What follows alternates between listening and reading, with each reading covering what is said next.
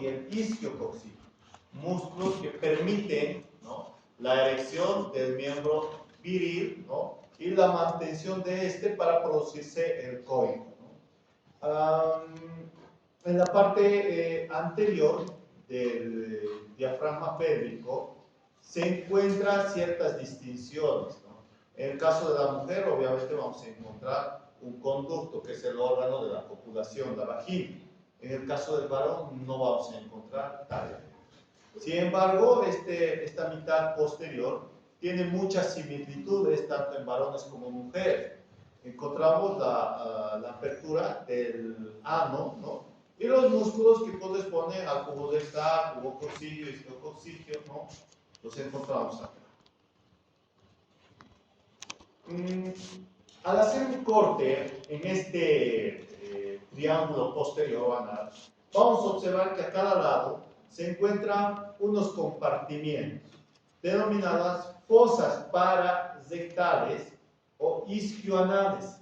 Estas fosas isquioanales están ocupadas por tejido graso. El tejido graso que los ocupa contiene, ¿no?, en su pared más medial, contiene el paso del paquete vasculonervioso pudendo, la arteria, el nervio y la vena pudendo, la cual va a alcanzar el conducto pudendo, el conducto de Alport, que lo vamos a conocer. Esta tapiz, por lo que el contenido graso abundante logra hacer un excelente caldo de cultivo cuando las bacterias logran alcanzar esta zona y se producen colecciones purulentas, es decir, vamos a encontrar pus acá. Ya a profundidad, si seguimos haciendo los cortes, encontramos ya el resto, ¿no?, encontramos el resto de las vísceras pélvicas, como por ejemplo la vejiga urinaria. Entre la vejiga urinaria y el pubis vamos a encontrar un espacio bastante laxo. Este espacio laxo, que se denomina espacio pubovesical o espacio de Zexius, se desplaza fácilmente cuando uno introduce el dedito, se va separando de manera muy fácil. Ahora bien, en las mujeres histerectomizadas, es decir, que se les retiró el útero, solo vamos a encontrar un fondo de saco vesicouterino, o perdón, vesicosectal, como sucede con el caso de los varones, ¿no?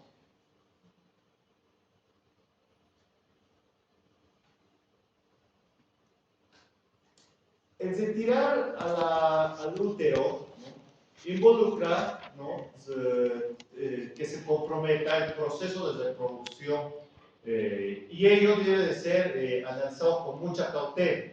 Primero, que la histerectomía tiene sus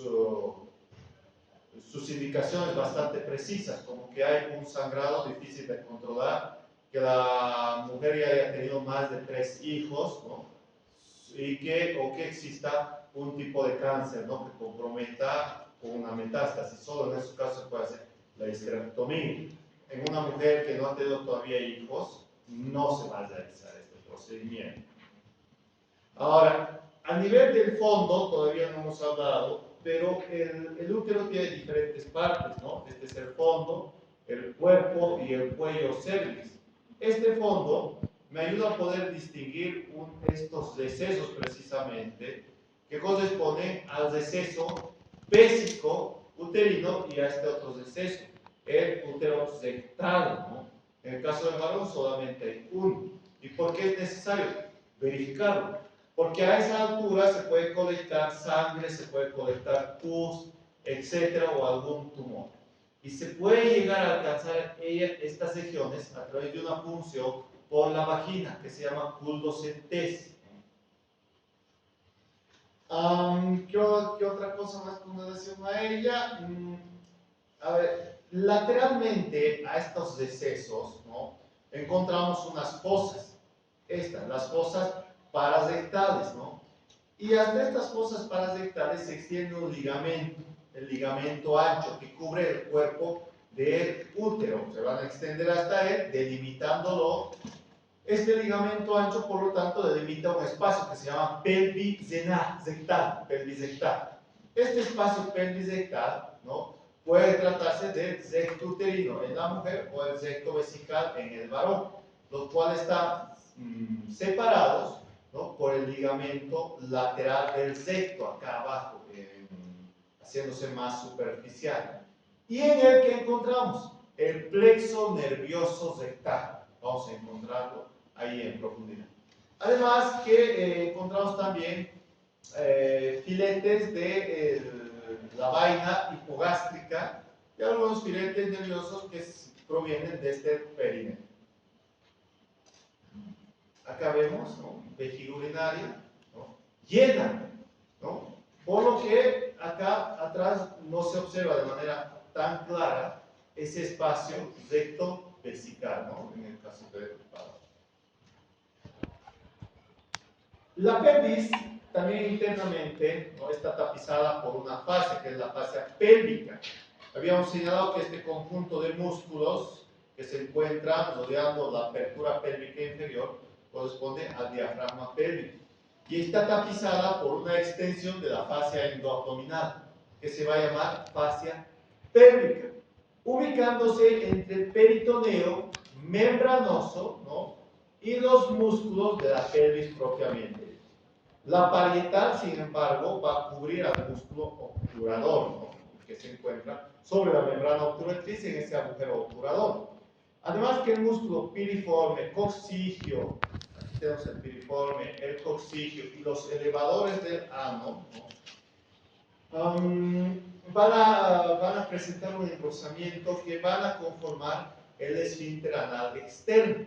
Y al lateral, sus porciones aponeuróticas se engrosan para formar esta estructura tendinosa, el arco tendinoso, que sirve de inserción para cada uno de estos músculos, es decir, proviene su arco tendinoso de ellos, formando, en el caso del varón, por el ligamento puboprostático y en el caso de la mujer, por el ligamento pubovesical. Esta fascia que envuelve, la fascia pélvica, es una fascia pélvica parietal. En cambio, la fascia pélvica visceral va a envolver a las vísceras pélvicas, ¿no? Como por ejemplo, estamos hablando de algunos órganos reproductores internos, tanto en el varón como en la mujer. Sin embargo, este arco tendinoso se va a extender a cada lado, ¿no? de la vagina para formar una estructura de fondo de saco, ¿no? que lo rodea. Acá podemos ver, ¿no? El arco tendinoso derecho e izquierdo, que además ofrece soporte. No es la única estructura tendinosa acá. En la parte central, a esta altura, vamos a encontrar el ligamento transverso o ligamento cardinal, o llamado también el ligamento de Marken-Ross para los cirujanos. ¿No? Acá los tenemos, el conjunto de ligamentos, ¿no? Este es el ligamento que les decía, el ligamento transverso de Marken-Ross cardinal, que en sentido posterior, miren, envía el ligamento, en la mujer, por ejemplo, el útero sacro, ¿no? En el varón va a ser el vésico sacro o sacrovesical, este en la mujer. Es muy importante este ligamento porque ofrece resistencia al útero para que no se caiga. Cuando este ligamento sale lesionado, acá lo tenemos, ¿no? El ligamento de Marken-Ross acompañado por otro ligamento, el sacro uterino, y lateralmente el cubo vesical. Cuando esos ligamentos son dañados, ¿qué sucede con el útero? Sale por la vagina. Y eso se llama colpocele, ¿no? Hay mujeres que vienen y dicen, doctor, hay como una bolita que me sale por aquí abajo, le vemos, y es el útero. Colpocele. Esto es frecuente en las mujeres que tienen más de 5 partos, en las gran multíparas, ¿no? Aquellas mujeres que sufren de obesidad, ¿no? Y que con el embarazo más aumentan de peso y este ligamento no cumple esa función de sostener. Se vuelve débil y sale, ¿no? El útero. O puede salir también la vejiga urinaria, ¿no? A eso llamamos cistocele, cuando sale por la vagina. ¿Qué otros ligamentos tenemos? Hacia anterior encontramos el cubo vesical, tanto en varón como en mujer, el recto vesical, ¿no? En esta imagen podemos observar que se forman 3 espacios, gracias a la división que se hace por la fascia endopélvica, ¿no? Gracias al ligamento transverso superficial y que una parte de esta fascia endopélvica va a estar conformada en la parte central por tejido graso areolar, bastante laxo, que contiene una gran cantidad de vasos linfáticos y vasos sanguíneos. En particular, a ver, ¿cuál es la P? Este es el saco, acá. En particular acá, ¿verdad? ¿No? Acá. En el espacio de Zexius o espacio pubovesical, ¿no? Este espacio de Zexius contiene, por lo tanto, tejido graso muy laxo, el cual se desplaza solo con los deditos, ¿no? Y podemos encontrar de esa manera y separar la vejiga urinaria. Ahora, a nivel de la pelvis, no solamente encontramos vísceras, sino también encontramos una gran cantidad de vasos sanguíneos. En el caso de la mujer, ingresan 6 arterias y en el caso del varón, 4 arterias, ¿no? Por ejemplo, en el caso de la mujer vamos a encontrar que ingresan las 2 arterias pares, que son estas, las arterias ilíacas, tanto derecha como izquierda, y las arterias ováricas. En cambio, las arterias impares corresponden a la sacra media y a la rectal superior, que viene de la mesentérica inferior. En el caso del varón, la arteria testicular, por ejemplo, no ingresa a la cavidad pélvica, así que ya no tenemos un par de ellas, por lo tanto, solo ingresan 4 arterias, ¿no? La arteria ilíaca que vemos aquí, la ilíaca común, se dividía en esta arteria ilíaca externa que antes de salir, de abandonar la cavidad pélvica y atravesar el ligamento inguinal, da lugar a estas 2 ramitas, que es la circunfleja ilíaca profunda y la arteria epigástrica inferior. Esta es la arteria ilíaca interna, que a medida que va descendiendo, va a ir a llegar a los músculos de la región ilíaca, como es el ilíaco, ¿no? El psoas ilíaco, el psoas mayor, etc. Además, va a mandar ramas también a la región glútea, ¿no? Y a la cara media, esta cara media o interna del muslo para irrigar. En su trayecto se divide en 2 troncos, un tronco posterior y un tronco anterior, ¿no? En relación a los troncos anteriores, vamos a ver cómo es que se producen 6 ramas. Aquí tenemos la arteria umbilical, de la cual se desprende, ¿no?, la vesical superior, y esta umbilical se oblitera porque ya no va a servir. Luego nace la arteria obturatriz, o llamada también arteria obturadora, que se anastomosa con la contralateral, es decir, con la otra arteria obturatriz del lado contrario, ¿no?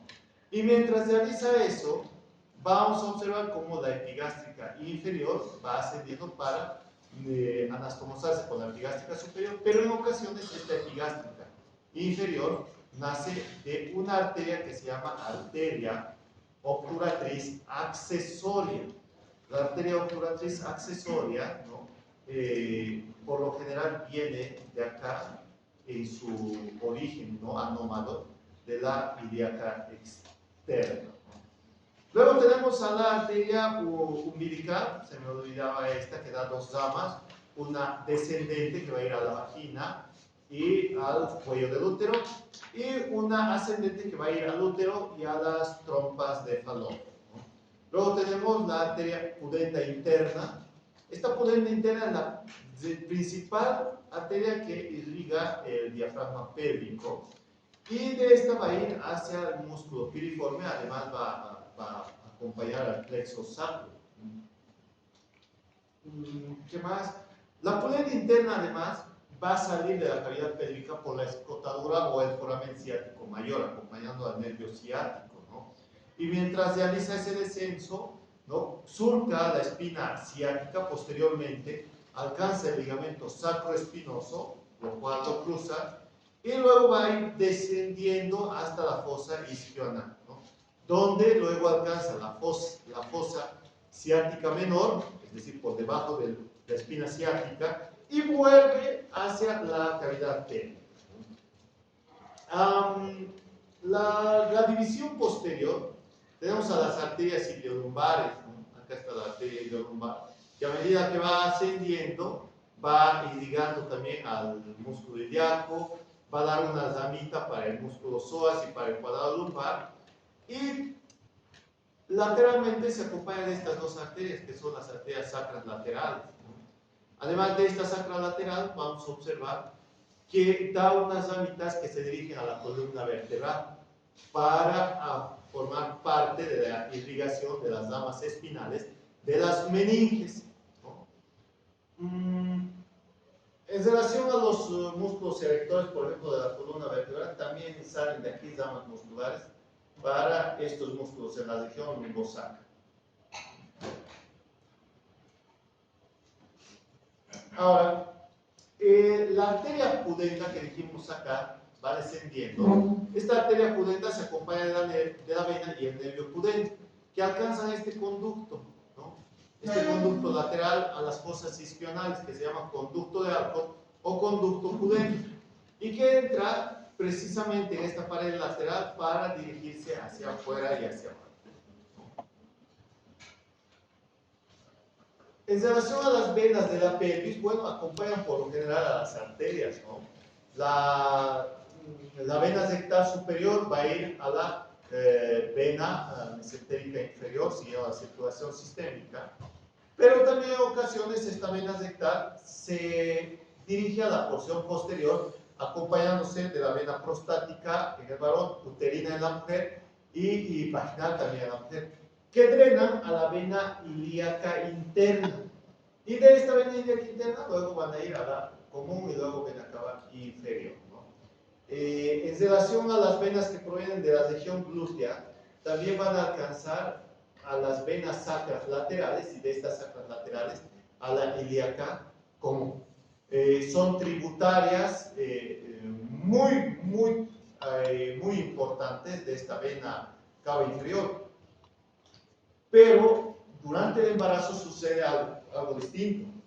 Reducen su flujo sanguíneo por este nivel, reducen bastante, en especial cuando el volumen del útero ha crecido, porque hace presión en estas venas y sigue una circulación colateral que hemos visto, ¿no? La circulación abdomino-torácica, ¿no? Lateral, entonces sigue por esa vía.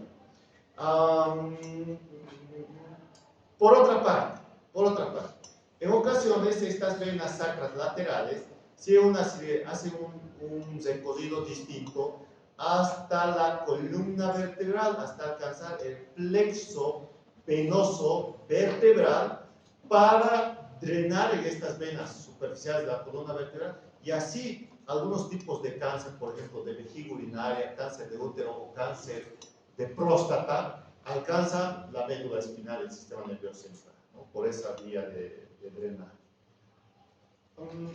Los linfáticos de la cavidad pélvica no solamente drenan, ¿no?, estos linfáticos que se encuentran aquí en la cavidad pélvica, sino que también, miren, reciben también la linfa que proviene de la extremidad inferior y van a llegar estos linfáticos inguinales, superficiales como profundos, hacia la cadena linfática ilíaca externa, luego a la ilíaca, primero la ilíaca externa recibe de esta cadena linfática inguinal, ¿no?, anteriores como medio.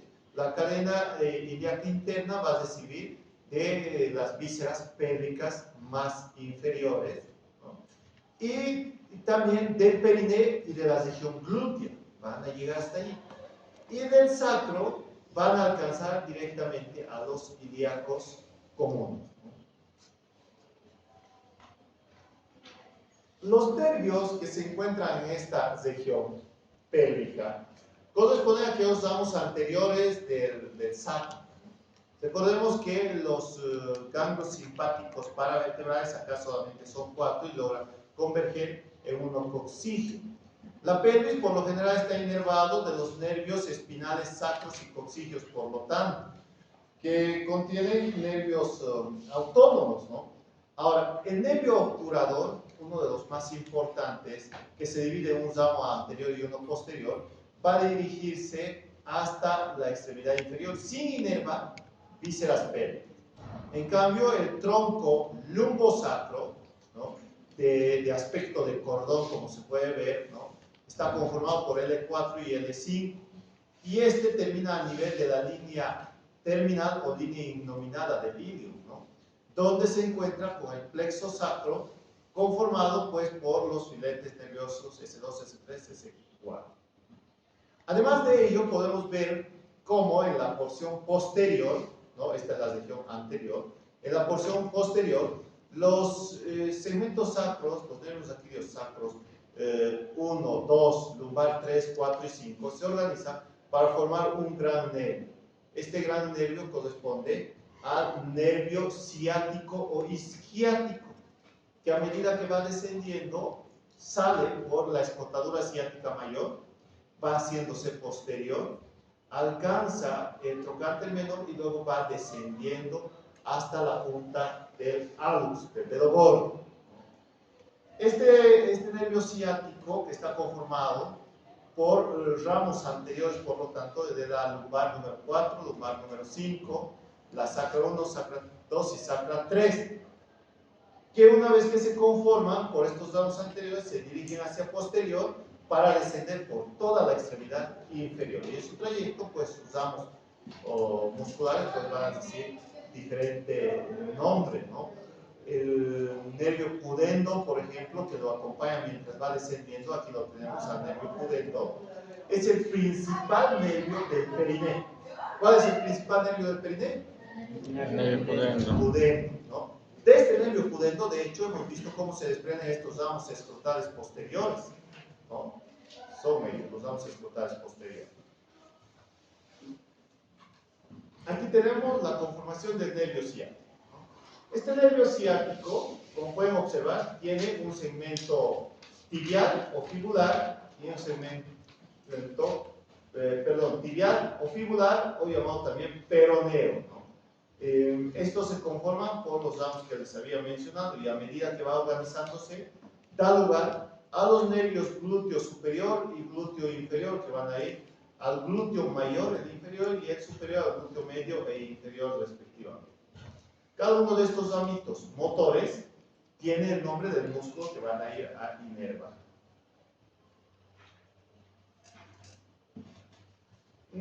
Las otras estructuras nerviosas de la pelvis, que ya son autónomas, hace un momento las describíamos, ¿no?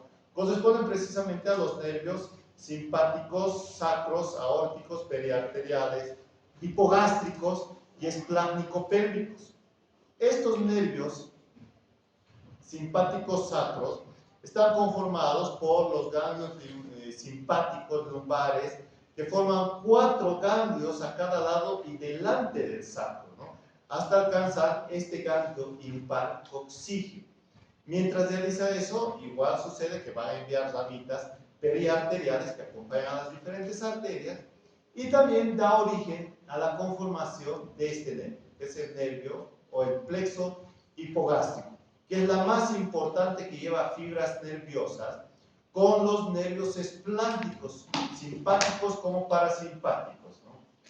Ahora, junto con ello, se acompañan también de una extensión de nervios, aquellos nervios intersegmentarios, ¿no? O intermesentéricos.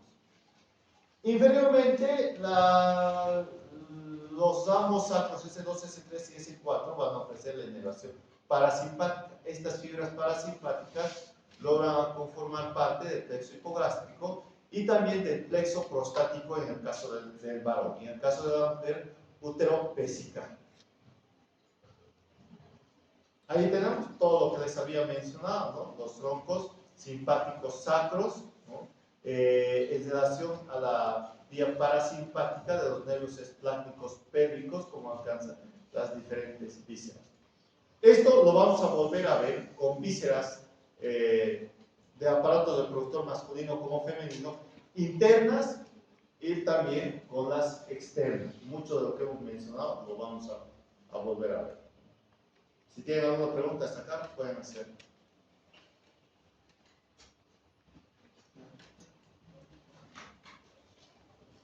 Nada.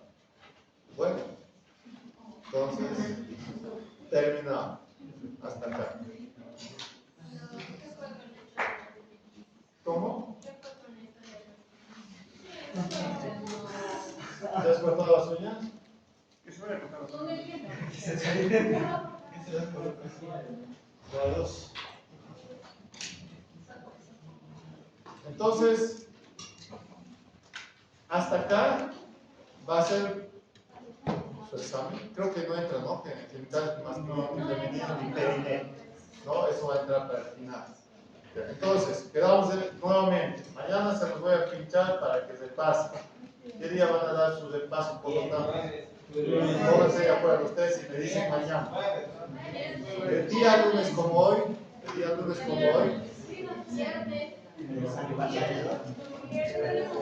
como hoy es su repaso de